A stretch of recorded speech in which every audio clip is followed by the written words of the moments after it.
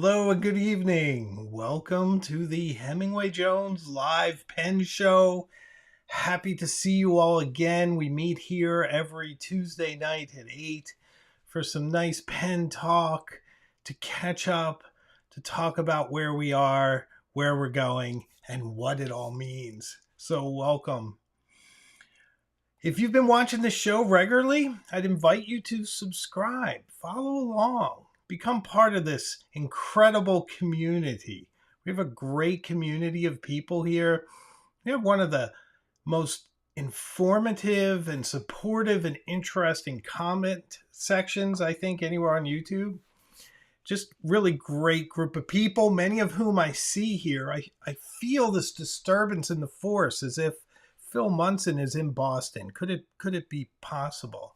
Could Allie J be home from her trip abroad? I think so. I see many very familiar, nice faces. Chris Sines is with us. The legendary Chris Sines. How are you, Chris? Going to have you back on the show very soon. Always a pleasure to hear from Chris in any form on any platform. So, Wolf Kate Witch, also from Massachusetts. Lovely to see you as well. So very good group of folks here. David Pruitt, who I saw last night. I co-hosted with Brendan Schmidt on Instagram. He's doing his bracket picks for the top fountain pens, which personally I think the Pilot Custom 823 is going in for the win. That's my prediction. Had a really nice time. It was funny. I went to TikTok thinking he was doing it from there, only to realize that he was doing it from Instagram. So I was almost late, but I made it, and my daughter made a surprise appearance. Shaq MD is here, everyone. Shaq MD. So if you don't follow him, he has a YouTube channel as well, as does Chris Sines. So follow Chris Sines, but Shaq MD does handwriting. Very interesting, very relaxing, but very short. Shaq, you need to do longer videos. This minute and a half stuff, you got to take it to like 5 minutes. It's very therapeutic watching Shaq MD. He's a lovely guy. So everyone follow Shaq. Plus, it's a cool name, Shaq MD. If you get sick, maybe he'll give you advice. Who knows? So I also want to welcome people around the world. Once again, I keep an eye on where the countries track, and 42% of you are from the United States, my home country, obviously. Then it's the UK, India, Canada, and Germany. The UK and India were battling it out, but the UK has poured it on strong.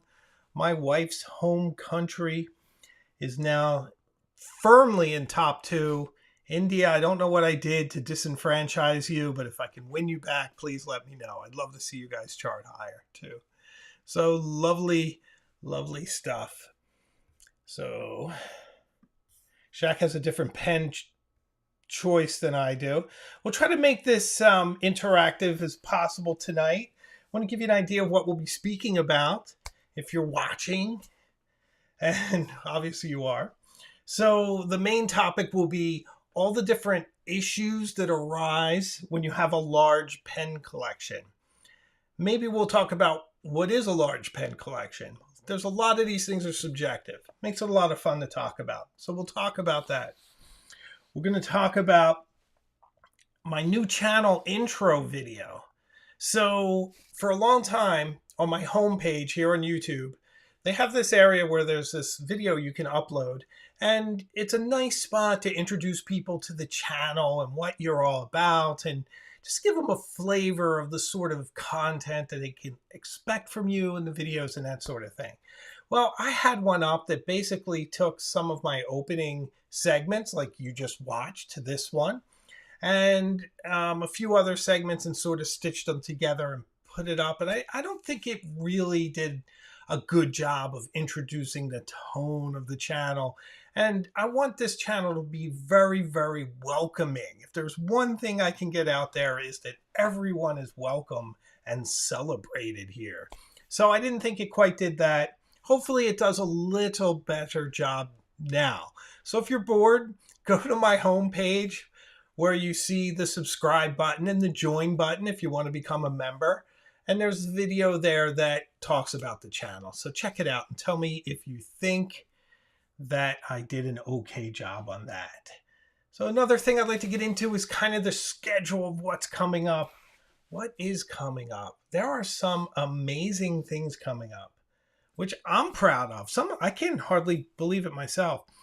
But this Friday at noon, we have a new video, and that is organizing my entire pen collection. And I thought this live tonight kind of served as a really good primer to Friday's video. They're sort of like having a conversation with each other, and certainly a nice interaction with it. So it might be the last time that I was able to get my entire collection in frame. If I ever do it again, and I did it last year, so I waited a year, did it again. If I did it again, boy, they would really be packed in there. So it's my entire collection. I organize them. I speak about each pen. It's really interesting. I think it's very breezy, even though it's 32 minutes long, which is the longest video I've posted of regular content, but it had to be. And my wife was actually suggesting that I split it in half. But I just felt like once you're committed to it and you show it, you sort of need the video to exist on its own. And I think if you approach it like one of these live broadcasts, if you ever watch a replay of one of my lives, approach it the same way. It's longer, but you're going to get a lot of information. It's very breezy. It's very fun. And you get a really nice look at each of my pens. So I think you guys will enjoy that. That's Friday. Saturday is a very special. You remember when everything was very special? When there was like a very special episode of Friends, and then something would happen. Well, this is a very special Hemingway Jones pen show this Saturday at 2 p.m. Eastern U.S. time, so that it's more accommodating for European time. I believe it's around 7 o'clock in Joost Appelboom's home time zone. So we will have a very nice conversation together, Joost and I. Super psyched for this. I have so many things I want to speak to him about. I want to learn what motivates him, what his passions and inspirations are, what his favorites are, the different things that really get him interested, engaged, inspired, and what he uses his pens for. I kind of want to get beyond some of what he's shared, if I could. He has his own channel. I'm sure you guys have seen Appelboom Pennin and Appelboom Bites. Very excellent content that he puts up. So should be a really nice, really interesting conversation with a very stylish, very lovely guy who I met last year at the Commonwealth Pen Show here in Boston. So I think that should be a lot of fun. And I'm getting a lot of nice, kind support here from Kendall. Hello, Kendall. And Simon. The 32 minutes is not so long to go through my entire collection. Here's the cool thing about that video, guys. If you remember a year ago, and even I think I did one organizing it 6 months ago or so, I didn't have my entire collection there. And this time, I think there were only 2 pens that weren't on site. I think one I didn't open yet. But that's kind of how it usually is, because pens come, they go, they flow in, they flow out, right?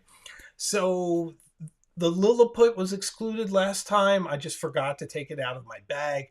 You get to see the Lilliput, all of its beautiful fire blue luster and that incredible iridescent sort of finish that it has. An absolutely gorgeous pen, which, by the way, I need to do some content on. I haven't spoken about that specifically in a very long time. A very, very cool pen. So you get to see that. And I even took out my Kanazawa Haiku Matsutoro, my basically jazzed up Platinum 3776, which is a brilliant, beautiful pen, and it's in really nice lighting, so you get to see the nice details and the tiger and all that brilliant stuff. Consequently, I recently realized that Mount Fuji is 3,776 meters tall. And my mind connected that that's why they named the platinum that, which probably says it in the product description somewhere, but I just made that connection. I'm sure that's why they named it that. So pretty exciting. So you get to see all the pens. Hopefully you guys will enjoy that. I certainly enjoyed making it. I like a nice mix. I think you'll see you get this talk style. You're going to get interviews when I have a guest on. And then you get some concept videos. I think I go pretty high concept sometimes, if I can allow myself that. I would say that the recent case for fountain pens video was an essay I wrote that I then put to video and music. And that is fairly high concept. I think it came out pretty well. I'm very pleased with it. And from the reaction, looks like you guys are too. So super happy with that. The Walden Pond journaling video, I would call that fairly high concept. Things like that. The case for cursive writing, if you remember that video at Hammond Castle here in Gloucester, Mass, not too far from where I am right now. So very exciting stuff that has a bit of a subplot woven in. So those videos are very elaborate. They have a lot of complicated B-roll. They usually have different subplots. They tie in. The editing process is demanding. They take a bit longer to make, so it's hard to knock one of those out each Friday.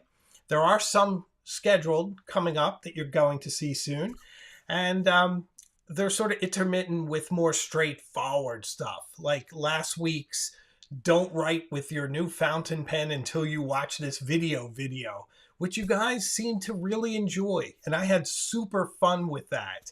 And it was kind of funny because I had my typewriter video on one of the rarest typewriters in the world.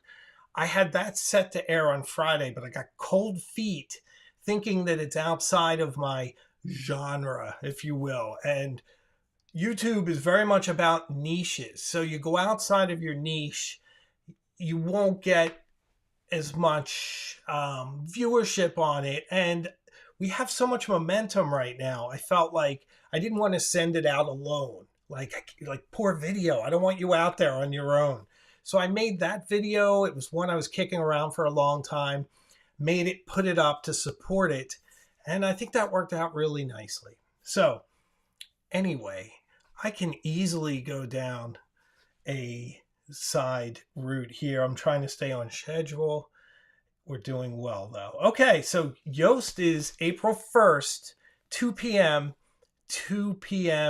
Eastern time. So very excited to have him on in an interview scenario as we do. And coming up, the next scheduled interview is with the amazing Adventure Denali.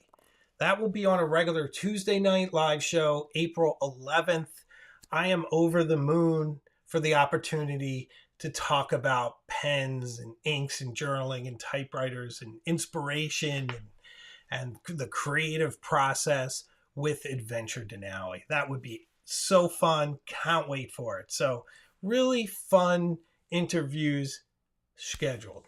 So good stuff. Hope you guys are excited as I am. Ooh, Kaylee brings up a good point. The 4,810 on the Mont Blanc. Exactly. Height of the Mont Blanc mountain there. So good stuff. Okay. I'm a little manic tonight, so follow along with me. So I'd like to talk a little bit about which pen I've been using lately. And this is one of those sort of things that happen, I think, to all of us. I recently recorded a video on the top 3 reasons that you must try vintage fountain pens. And in doing it, I went and took out my Watchman 52.5. This is my oldest pen. It's about 100 years old. It's really lovely. Look at the hardened rubber grooviness of this pen. Look at that finish. Isn't it beautiful? Of course, it's a lever fill. And it has that incredible flex nib. There are very few flex nibs like this one. It's more like a paintbrush. It's a very elegant pen, very small, and just brilliant. Now, why am I so over the moon about it? I filled it up with Mont Blanc Egyptian blue, and it's kind of an inspired choice. The way it writes with this color, I'll try to show you here. I need to set up a second camera. I can do that. I just haven't figured out how to do it. Oops, see, it's not going to write very well. Oh, well, I'm going to have to do that another time because you're not going to see it. Also, I think I just realized it's empty, that I used it all up. So my timing is terrible. Sorry about that. Maybe I could put some J-Urbon in. What do you say? Let's keep it going. I think you guys deserve to see it. One of the drawbacks of this pen, this 52.5, by the way. Yeah, it's totally empty. One of the drawbacks, and yes, am I mixing inks? I am mixing inks, but forgive me if I don't stop the show to fill it up. And I mean, clean it and then fill it up. So one of the drawbacks of this pen is also its sort of greatest strength, and that is, sorry for the noise, the fact that it doesn't hold very much ink means that you can go through like so much ink with this pen. You can change it all the time. So I can't show you what the Egyptian blue looks like, but you will see it in the video. But I can certainly show you what a mix of Egyptian blue and J-Urbon looks like. So maybe I invented a new color. So let's take a look. Can you see? Yes, I think you can. So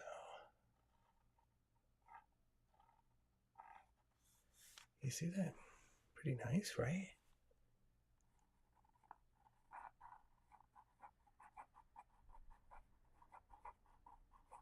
That beautiful scribing noise. Isn't that brilliant? So I want you to see how this thing flexes. Are we on? Yeah, okay.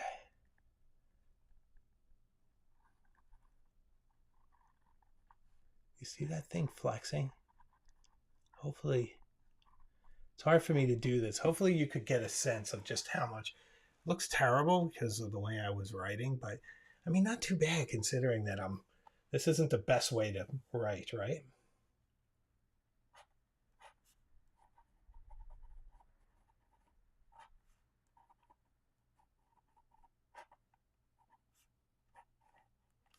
Ugh, gravity. So it's pretty great. So an amazing flexible pen. One of my favorites. Doesn't hold hardly any ink. This literally in my journal lasts me about a page or two, but it's part of the charm. So this is the pen that I've been using. I don't take it to work though. I've been taking the Esterbrook Jr. or JR to work in pumpkin latte. I'm over the moon about that ring of pumpkin on the top. It's so brilliant. They should have co-branded with Starbucks, right? Isn't that a missed opportunity? All right. Hopefully that didn't bring the show to a screeching halt. And by the way, guys, if you could evidently the algorithm likes it if you like it. So I'd appreciate it if you could hit like if you like it. Don't do it if you don't like it. Okay, so let's get into our main topic of conversation, shall we? And that is some of the issues and things that come up when you have a lot of pens. And I think really the first thing we all must ask ourselves is, what is a large pen collection? I think I would argue that anything over 10 is pretty large. Wouldn't you? I think that there are many people and many folks, thanks for the likes, guys, I appreciate it. There are many folks who have hundreds of pens. I have somewhere right now around 80, maybe 80 something. The funny part is I didn't count all my pens when I did that video. Maybe I should have. But I do know that I have more than the 324 pen holders that I have. So, but I would say a very large collection's over 100 and a large collection's over 10, I think. And I think that there are some issues that come up when you have a really large pen collection. And I think one of them that I am immensely guilty of is that I'll look this up. Non de plume over 10 is large. I think over 10 is large. And I'll tell you what my thinking is. I'm thinking that if you think of it from sort of a person on the street that might not be as invested in it as we are, like I think my wife has a brilliant pen collection, and I think she has around 6. And it's very uniquely hers and suits her uses. And she has exquisite choices within those genres that she picked. So I was thinking in that kind of context, just sort of everyone and not just us. I mean, if it's us, I probably have one of the smaller collections at 80. But so yeah, Mara Christian, whose letter I just got today, and is amazing. Thank you very much. 176 is excessive. I wouldn't say it's excessive. If I said it's excessive, I'm just using very loose language. I just think that I don't know if anything's excessive. It's hard to really put it on. This is our hobby, but I just think that like anything over 10 is probably a big collection for everyone. My buddy Wolverine has over 500. So there you go. But he got rid of some of them when he was sick. So, yes. So I guess we all make that judgment where we think that line is. As a matter of fact, let me know in the comments where you guys think a large collection kicks in. And try to think of it from like a very generic point of view, not us, because we're really invested in this hobby. So the big issue, I think, with having a lot of pens is that a lot of them are inked. And I am so guilty of this. And it really was driven home when I had them all spread out in frame and I started to put them away. And occasionally I touched the nib or something and I realized, yes, there is ink in that one. Yes, there is ink in that one. And there's ink in the next one.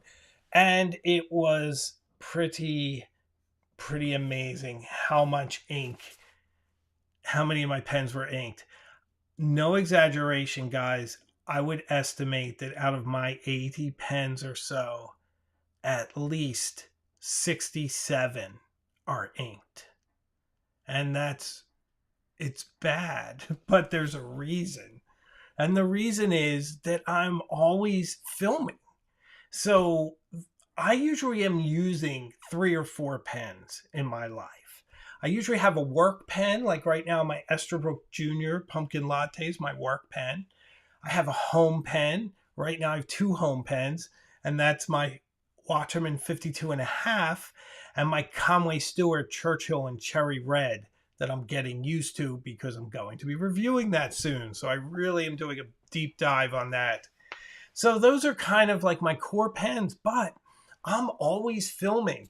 And there's times when I'm like recently I filmed on these vintage pens. Some of them I dipped because I just didn't want wear and tear on them because they're vintage.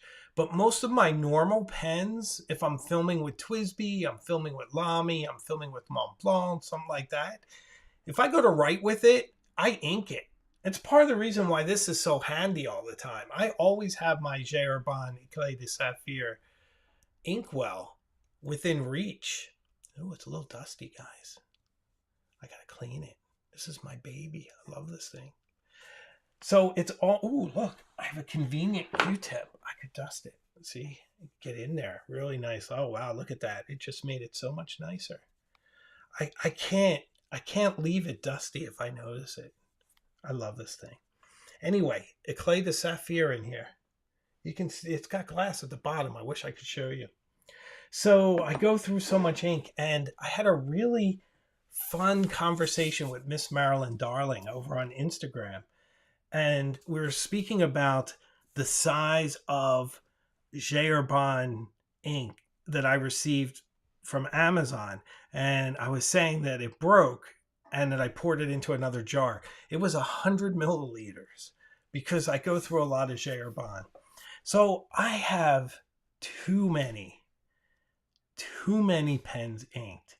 And occasionally I will clean them out.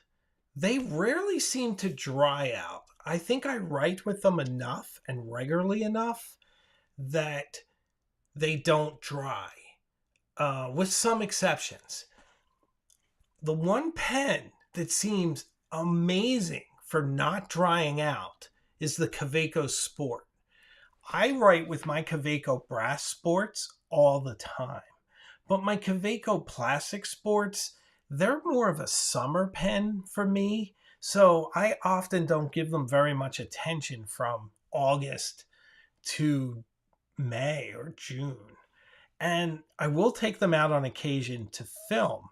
And I recently took a couple out and they wrote without a skip. Just absolutely brilliant. So,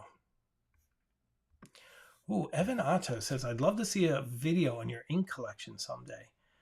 I could do that. I keep it in a hospital IKEA sort of hospital rolly tray. You're going to see that next week. I have a library tour video going live.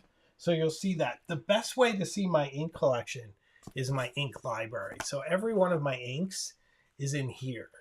So maybe I do a video one day and just kind of go through these. But I don't know if would that be exciting? I guess I could make it exciting because I'd have to think of a way to make it interesting and maybe relate it to something. So, but these are all my inks with a little description of how I found it, meaning how I liked it or didn't. So, a lot of fun. The only thing I don't like in here is there's one page that has all blues. And I think that this is it. This was a mistake in retrospect because having like these many blues together gets a little confusing. And by the way, the Mont Blanc Royal Blue sure looks a lot like Pelican Blue, doesn't it? The two on the top. This is Diamine Sargasso C. This is in my Esterbrook Junior right now. It's a really nice sapphiric. That's not a word. Should be. It's a good word. It's a neologism. Sapphire-like blue is in my Esterbrook Junior right now. So very cool. Oh, I'm getting a lot of support about the inks. All right, you know what? I'll do that. We'll talk about inks sometime. So, and Wolf Kate Witch is bringing up another point. Very true.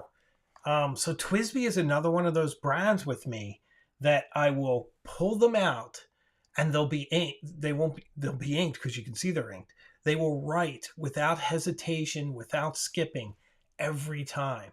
And it doesn't matter if it's the VAC 700R Iris or a Eco or a Diamond 580. Beautiful. Beautiful pens.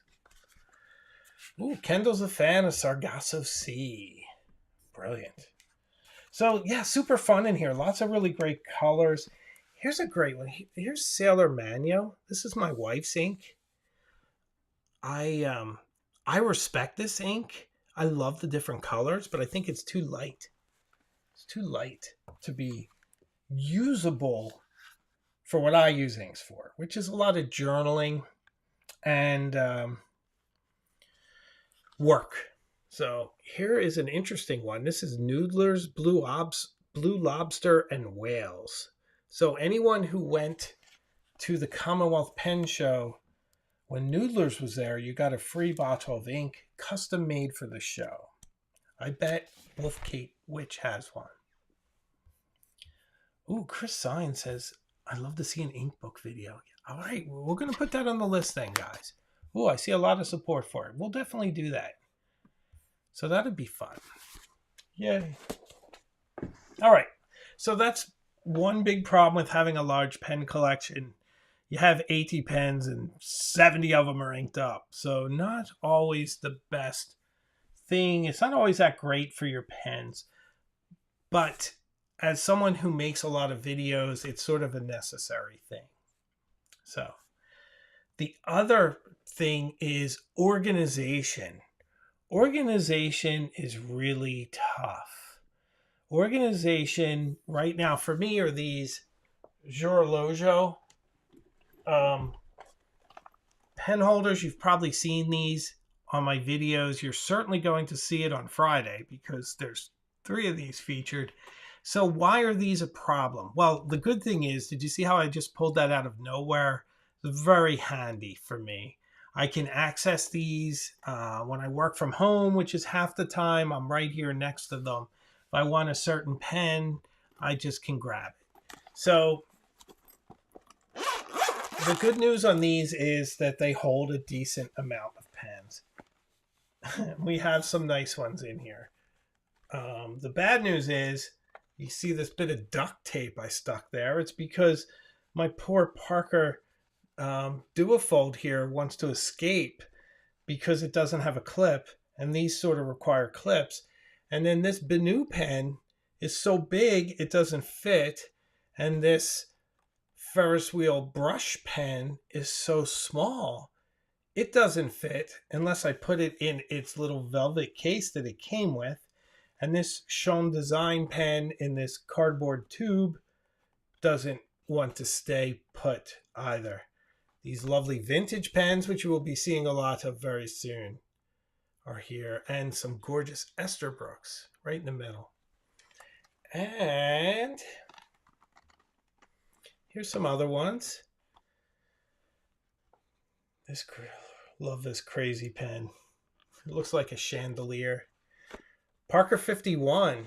This is a real Parker 51, guys. I know you guys know this, but sadly, some people might not realize that the Parker 51, the vintage one, was so much fun. Had this great filling mechanism. I think it probably has ink in it, so I'm afraid to push it. I quite like this one. I like the pewter color. So anyway, you'll see more like this on Friday. Although I do have to show you something. Do you guys know this pen? This is one of the most brilliant pens anywhere. It's a Waterman Charleston with a fine nib. It's white gold. Absolutely gorgeous. It's so soft, not soft, it's so smooth. And it's such a good writer. And it's a really small nib, but it's really pretty. It's got a little bit of Art Deco ornamentation on it. And I love this yellow pen. I used to carry this a lot back when we wore suits, and I would match my ties to this pen. I'd wear like blue ties with yellow stripes, and then I'd have my pen in my pocket because I just wanted it to speak in color with me. All right, so I'm way off in a tangent, but the point of all this exercise was we got a lot of pens. They don't all fit in a holder like this. It makes it very convenient because I can shelve them. Tried some other things. I still think this is the best option for me, but it's not ideal. I also did something silly where I bought them all in the same color, so I can't necessarily figure out which pens are in which. I don't think I'll do that again. One's different, but 2 are the same. Just because I like the color.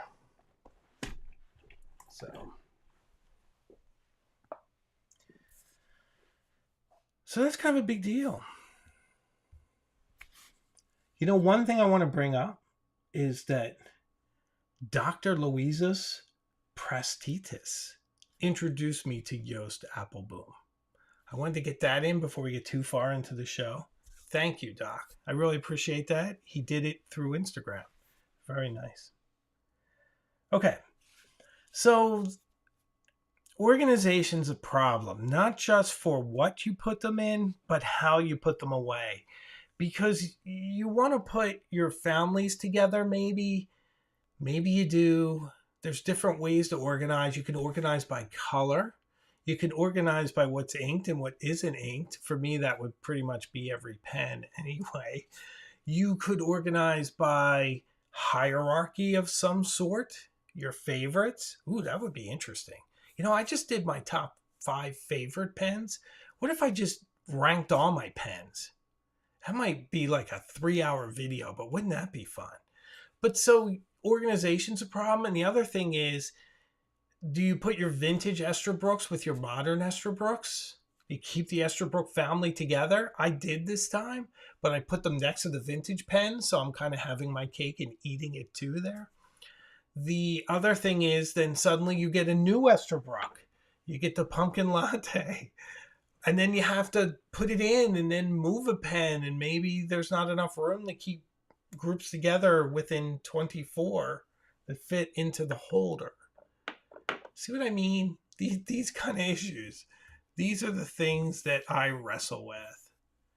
Lad Gardner's here. Hello, Lad. How are you? Nice to see you.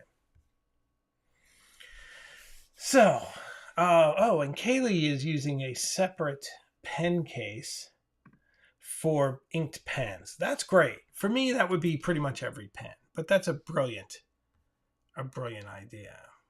Definitely a brilliant idea. So, the other thing about having a very large pen collection is we only have one hand. Well, we have 2 hands, but we only have one hand generally that can write for us. Even though I can write with my left hand and with a fountain pen. So a lot of times when people say you can't write left-handed with a fountain pen, I'm like, if I can do it, you can do it. I'm right-handed. So I do occasionally write left-handed to stay in practice. But I do write up and down. You guys have seen me write. So even with my left hand, I write from the bottom up so that I'm not dragging my hand through my ink. So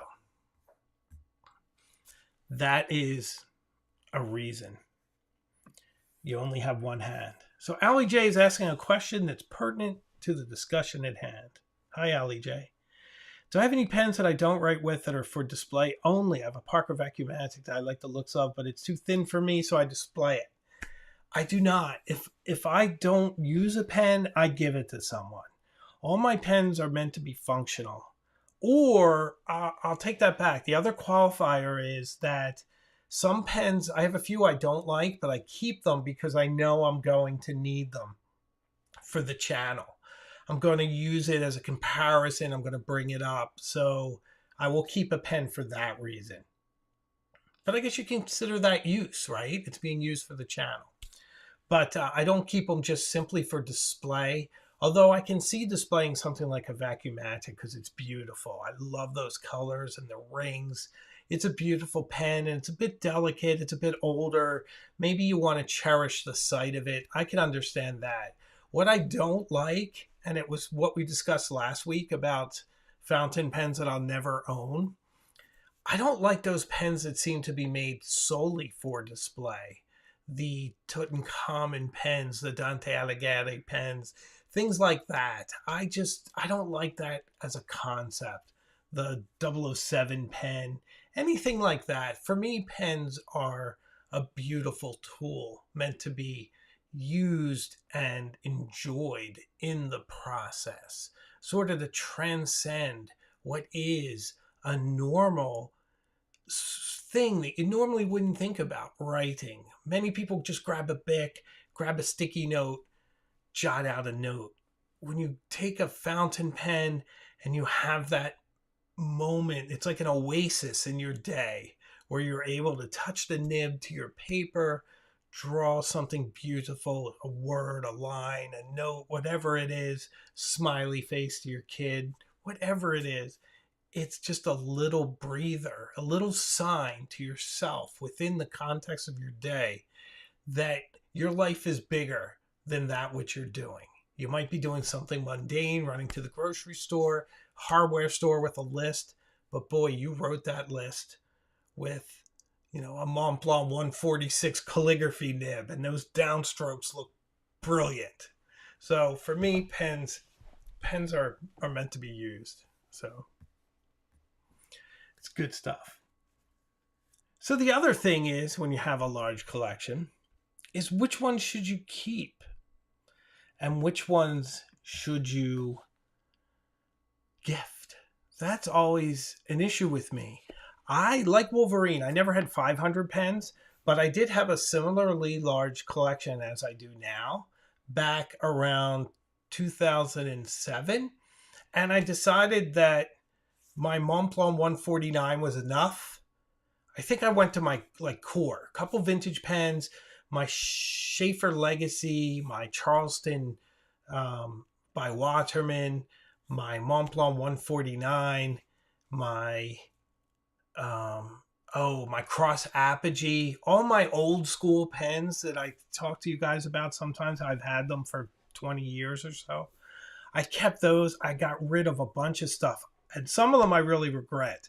I got rid of a Pelican Blue Ocean, which was a lovely pen. I really wish I saved that. I gave it to my attorney, and my attorney accidentally drove over it with his car. And that's no exaggeration. I guess it fell out of his pocket. He pulled out and he ran over it with his car. So the Pelican Blue Ocean met an awful fate. I had a Conklin Mark Twain that I gave him and a bunch of other stuff. So, and then the bug bit me again. The curiosity settles in. For me, it's about curiosity. It's like, how does that pen write? What's that like? What's that material like? I need to know. I mean, that's kind of what got me really into the Visconti Homo sapiens Bronze Age. It looks so weird. I had to know how heavy it was. And I violated one of my rules about buying pens, which is buying one without writing with it. Although I did hold it at the Commonwealth Pen Show. So I kind of knew what to expect, but you really should try a pen before you buy it. But I had to know. I had to know what it was like. So I went head first on that one.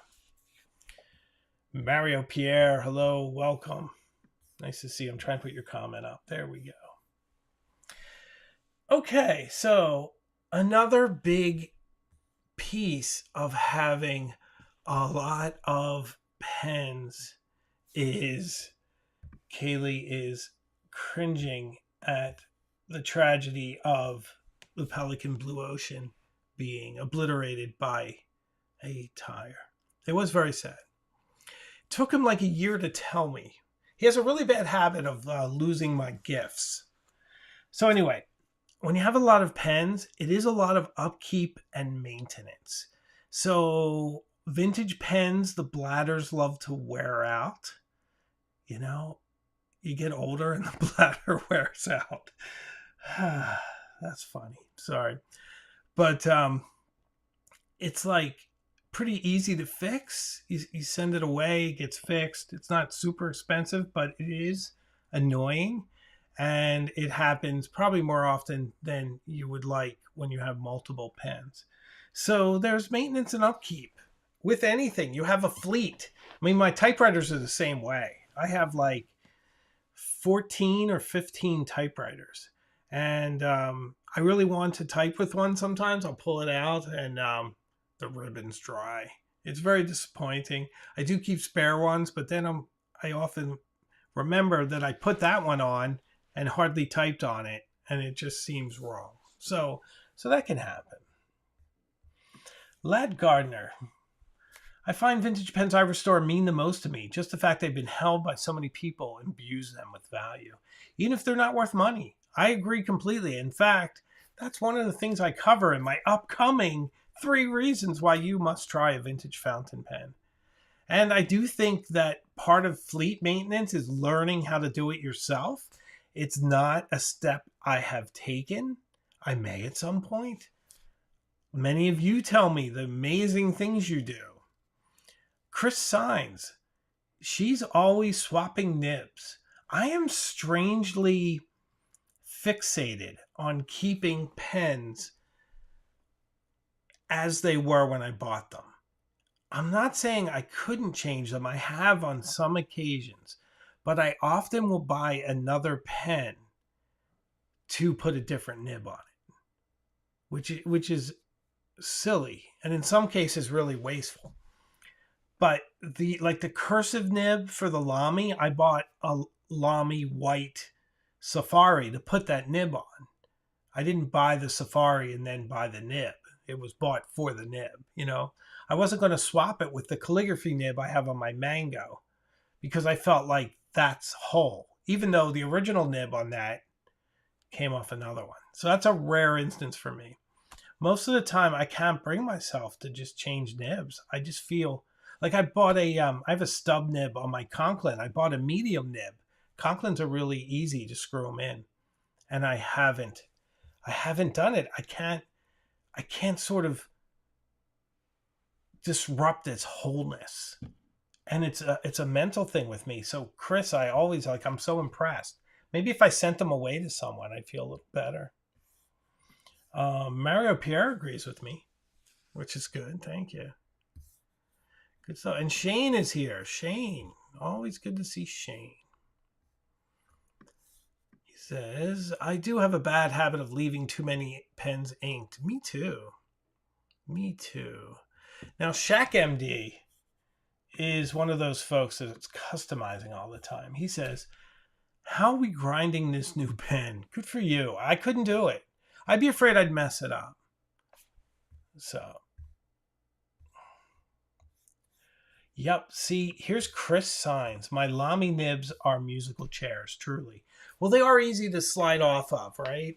And there is a Jinhao that uses that same configuration, right? I don't have that, but I believe I saw that. Maybe on your channel, Chris. I think so. So upkeep and maintenance is a big part of your fountain pen experience. So there we go. So I think there's a lot of issues that you're just not thinking of when you have a large pen collection. I think probably the biggest one is, which one am I going to write with today? And have you ever been locked with indecision? Have you ever asked yourself, like, which person am I today? You know, like, what am I doing today? Which pen serves this day for me correctly? Is it a Schaefer Legacy day? Am I feeling sort of aggressive and hyper productive? Or is it a cafe journaling laid back day? Maybe my Esterbrook Jr. pumpkin latte pen would be fun for that. Or maybe it's a kind of a big corporate day for me, so I'm going to bust out my Mont Blanc 149. I don't know. I mean, sometimes I get sort of stuck. It's the Jinhao 80 is the one with the Lamy nib. Oh, he writes, I think. Okay. So we think it's the Jinhao 80. So I'm sure somebody will fact check us. That's the great thing about having so many talented people in this community. You get fact checked like immediately. So it's good stuff. Very good stuff. Okay, so let's talk about something else. Okay. I'm going to say something positive about this channel. We have such a great community here. If you've watched to this point, we're about 50 minutes in. Consider subscribing if you haven't already. Love to have you on this journey. And more voices and more support in the comment section is fantastic for everyone. We learn so much. Each one of you is a library, and you bring so much knowledge to this channel. So I want to thank you all for being here. It's fantastic. Chris Signs. Yes, Jinhao 80 takes Lamy nibs. Great. And Wolf Kate Witch as well. Trust but verify, says Mario Pierre. Indeed. There's a Russian phrase that means that. It was a kind of one of the things that ended the Cold War, but I can't remember it. I wish I could. I'd say it right now. So, I think it's really good. We do some pen reviews here. We have one coming up on the Conway Stewart, Churchill in Cherry Red. I'm playing with this pen. I'm getting to know it. I'm trying to think of an angle. I don't want to go back to the Churchill well for when I review it. I feel like I've done that. Need to do something new.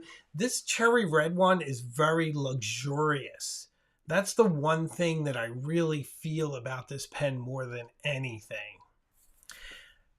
Yeah, it's very luxurious. So it's almost it's a lot of pen. It's pretty amazing. So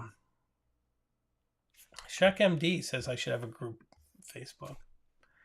Yeah, maybe. Would I start that? Is that how it works? I don't know. I'm pretty busy. I don't know if I could take on one more thing, but it's a great idea, my friend. Thank you. And everyone, by the way, subscribe to Shaq MD and his amazing handwriting. And subscribe to Chris Signs and her amazing inviting videos. If you want pen conversation where you feel like you're sitting down, sharing a chat with a close friend, Chris Signs, check out her channel. It's brilliant. Love it. Not too many channels I watch because I just don't have a lot of time. I'm trying to watch more. Been going down the list you guys gave me and kind of experiencing more stuff and trying to keep up to date with more stuff. Been watching a lot of Yoast lately, Yoast Appleboom, for our big conversation on Saturday. So that would be good. Wendell Booth, HJ, you should do a video on matching your pen to your favorite cocktails. Pim's Cup is one of my favorite summer cocktails. So very, very interesting stuff. So yeah, I'm really excited. I'm excited to talk to Yoast Appleboom. If you guys have questions you want me to ask him, put them in the comments. If you want to ask them yourselves, then please do. I'm going to try to make it as interactive as possible.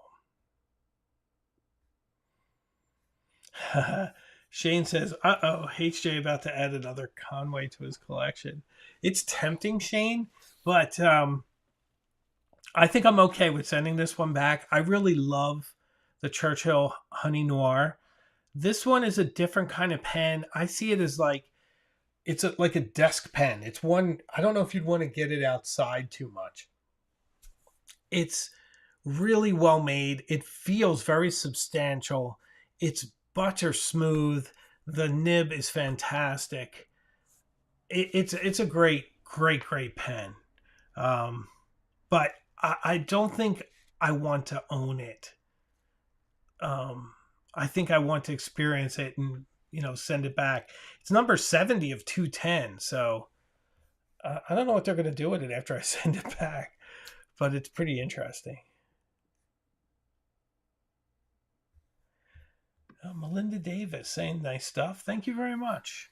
Happy to have you here, Melinda. Thank you so much for the kind words. I really appreciate it. Oh, Kaylee is a Pim's Cup person, just like my wife and me. Pim's Cup. So we drink a lot of G&Ts, a lot of Pim's Cups. I also like Manhattans and Old Fashions. And that's pretty much it for me. But Pim's Cup is my summer drink. So we always have the ingredients in the house, which is super fun. Debbie Podgorski asks, when is the Pumpkin Spice Esterbrook coming out? Well, here it is. I have it handy. I've been writing with this quite a bit. I've been taking it to work. It's a very small, elegant pen, but I like that. I do. I have been posting this one. I know I told you guys I don't post pens anymore, but that's not true for really small, elegant pens because this doesn't really affect the balance or weight at all. And it's just maybe a tad short otherwise. I feel like I'm writing with a broken crayon at this length. It's just not big enough for me. But posted and it's brilliant. So I've been really enjoying this pen. I like its little nib. It's very pretty. Very pretty. Look at that guy. Ooh, look, J.J. Abrams effect. See that lens flare? Amazing. So, having a lot of fun with this one and writing with it quite a bit in my journal and at work. Ooh, Allie and J. Allie J, big G&T fan. Sincerely, you know what it's good with too? A little bit of elderflower in it as well. Very nice. So that's good. I'm getting a lot of compliments on my drinks of choice. But to be honest, you guys, I don't drink very often at all. I must look a little bit like a boozer because a lot of times when I do my lives, I'll have a little glass of wine or something. But I'm lucky if I have one glass of wine a week. And I like wine, I like it with food. So it's like maybe twice a week. And then, in the summer, it was like weekends I'd have something outside. So very nice. Lots of martinis out there too. So very good. So, one of the things I think is pretty valuable, like reviewing the Conway Stewart pen from a purely objective point of view, if I were going to keep it, I feel like I'd be almost a little biased. I'm trying to keep a little bit of distance to review it well and to give you guys a really accurate pictures of its strengths and weaknesses. And it has a lot of strengths. But it's good not to be affiliated in a way, right? I mean, if they gave it to me, I might feel a little more predisposed to say nice things. The fact that it's going back, you can be very objective. I like to think I have the integrity to be objective in any case. The problem with me often is I love so many pens and I love fountain pens in general that I just sometimes I have a hard time saying bad things about them. But there are some pens that scream badness or scream problems. You guys know I've had problems with Jinhao, with them having slow starts and skipping. I haven't quite bonded with my Shown Design pen. Even though my wife bought it for me and I respect it, it's great to have a size 6 nib in your pocket. And it's wonderfully made. It's made in Philadelphia, my hometown. Fantastic pen. But it doesn't feel like it has any soul. It's like cold and metal and engineered, but it doesn't have any like wackiness to redeem it in a way, if that makes sense. The way something like the Visconti Mythos, I like to call it the Mythos, by Visconti, that pen is flawed, but I love it. I love it. It's crazy. But like one of the things is I saw on Goulet's review, Drew was doing a review where he was showing how the magnetic cap fits on the back and how there's magnets that hold it on the back. But it's rubbish. Like if you turn it upside down and just give it a little tiny bit of shake, it just flies off as if it wasn't even there. I don't post that pen, so to me it's a bit moot.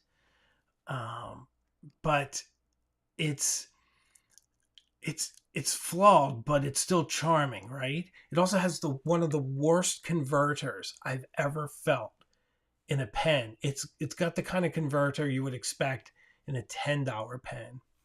but converters are easy to swap out. But I still like it. I love pens. So Simon Krupa, were you able to get the issues resolved with Conway Stewart? Yeah, that was a kind of a misunderstanding. They sent me another pen, so yes, yeah. Conway Stewart and I are on very good terms. They're lovely, lovely people, and they make incredible pens. And this pen is gorgeous. And one of the things I really like about them, and it's one of the things where I keep approaching this pen, and I'm speaking of the Churchill Cherry Red. I keep approaching it as this like luxury pen because it's so customizable. You can change your filling system, you can change your nib, you can do a custom grind. So you can definitely get whatever you want. They make it for you when you order it. So that is incredible from a customer service point of view. And that's kind of the way I'm accessing this, that I'm thinking of it. Even though luxury pens make me a little uncomfortable, I own a lot of them. I don't know why, but lofty, pricey pens that are designed to be gorgeous are a little over the top sometimes. I don't know. But yeah, everything is fine. Ooh, lots of talk about the Pilot Custom 823, one of the most perfect pens out there. Shane says the Mythos looks pretty cool. I do prefer the Pinator vacuum filler. I think you mean the Pinator Twin Tank Touchdown. That is a really cool pen. Another slightly mad pen, but I love it. Is it flawed? I don't know if that pen's flawed. It's just over-engineered and really interesting, and feels like it's made out of Corningware, which I really like. It's like writing with really hard glass. It's pretty amazing. So, very good stuff. So if you guys have been watching to this point, consider subscribing, and membership is available too. Become a member. Lots of fun stuff behind the scenes, blooper reels, additional content, and me sort of obsessing about things. That's fun too, trust me. May not sound it, but it is. Lots of love for the Twin Tank Touchdown. John Manuel's a fan. It's a good pen. Very good. Evil Critter tried a Pilot Custom 823. Great pen. Very, very good pen. So we got a lot of fun stuff coming up, guys. Once again, Friday is organizing my entire pen collection. You get to see every one of my pens up close, talking about them a bit. Super fun. So that's Friday at noon. And on Saturday at 2 o'clock Eastern U.S. time, I will be chatting with Joost Appelboom, which would be very fun. Want to hear about his shop, hear about his history, hear about which pens inspire him, which things he loves, all of that. Which pens he thinks are underrated, what the differences between the U.S. market and the European market are, all that great stuff. Simon Krupa says the Pilot Custom 823 is probably the best pen I own. It's one of the best pens out there. If you own that pen, you can buy another pen, but you don't have to. I've said that quite a bit, but that's just how it is. So, very good. Jim Kerrigan agrees. Well, ladies and gentlemen, I don't know if you can hear it, but my voice is going, as often does when we hit the hour mark, and we're slightly over it. But I had a lovely time with all of you. I hope you enjoyed this. I'll see you on Friday with my next video, and then Saturday we'll be live again. So if you're around, check it out. Saturday, 2 o'clock Eastern time. So thank you very much, and I promise we will see each other again very soon, further up the road. So take care.